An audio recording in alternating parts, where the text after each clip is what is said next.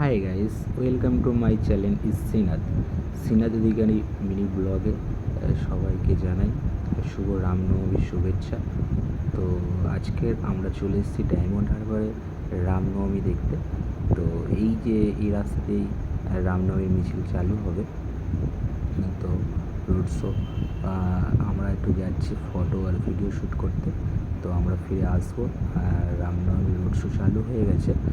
আমরা কটা ফটো আর video shoot করে রামনবমীর মিনি ব্লগটা সবাই দেখো, আর লাইক আর কমেন্ট শেয়ার করো।